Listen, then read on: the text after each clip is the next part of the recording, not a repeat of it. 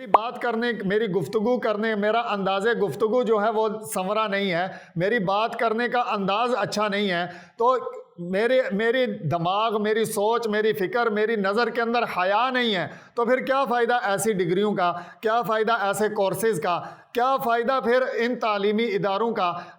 اسی لیے یہ لوگ علم نہیں کاروبار کر رہے ہیں۔ امن یجیب المضطر اذا دعا لا الہ الا ہو، الصلاۃ والسلام علی النبی ورحمۃ اللہ وبرکاتہ، بینوا بلغوا یسروا بشروا۔ السلام علیکم ورحمۃ اللہ وبرکاتہ۔ ہمارے ہاں تعلیم ایک کاروبار بن چکا ہے۔ ہمارے تعلیمی ادارے کیا علم تقسیم کر رہے ہیں؟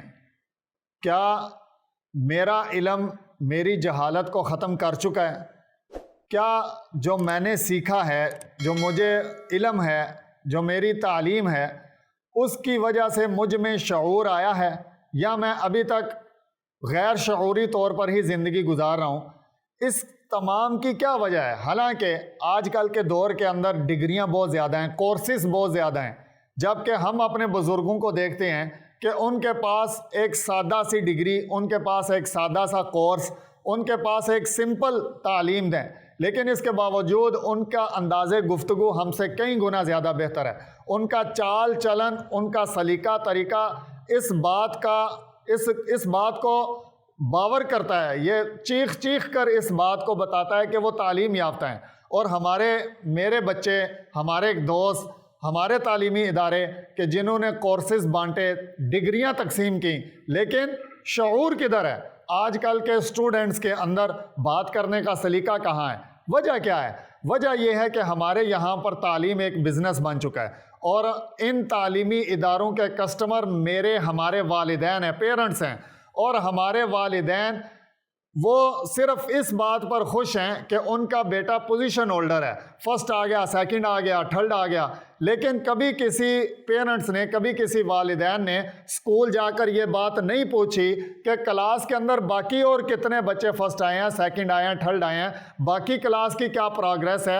اس ساری باتوں سے آج کے پیرنٹس نے آنکھیں بند کر رکھی ہیں۔ کیونکہ ان کی جو اولین ترجیح ہے وہ یہ ہے کہ ان کے بیٹے کی پوزیشن آئی ہے نہیں، وہ یہ نہیں سوچ رہے، بلکہ وہ یہ سوچ رہے ہیں کہ ان کے بچے کی جو پوزیشن آئی ہے وہ دوسرے بچوں کو پیچھے دھکیلتے ہوئے، روندتے ہوئے آگے بڑھ رہا ہے۔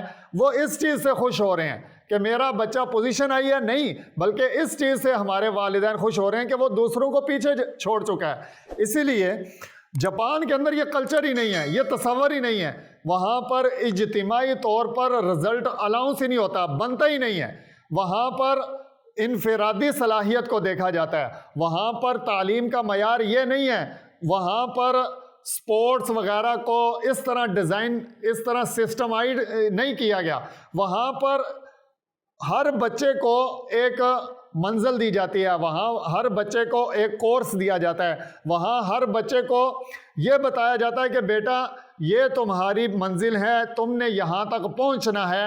وہاں پر فرسٹ، سیکنڈ، تھرڈ اس چیز کا تصور ہی نہیں ہے، وہاں پر مقابلے کے اندر ہر بچے نے شرکت کرنی ہے، اور ہر بچے نے دوڑنا ہے، اور ہر بچے نے وہ لائن کراس کرنی ہے۔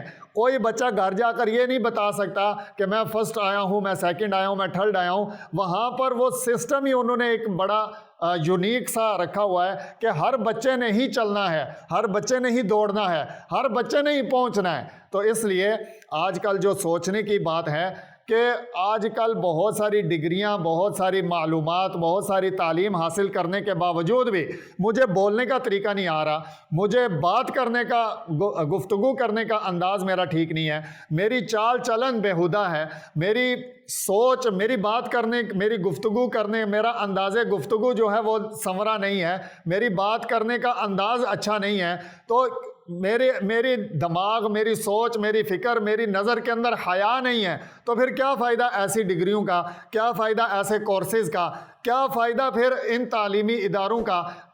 اسی لیے یہ لوگ علم نہیں کاروبار کر رہے ہیں، اللہ پاک جتنی جلدی ہو سکے وہ ہمیں سمجھ عطا فرمائے، شعور عطا فرمائے، اور ہمیں یہ بات سمجھ آ جائے کہ ہم تعلیم اور ہے اور آج کل جو کاروبار ہو رہا ہے وہ دونوں الگ الگ چیزیں ہیں۔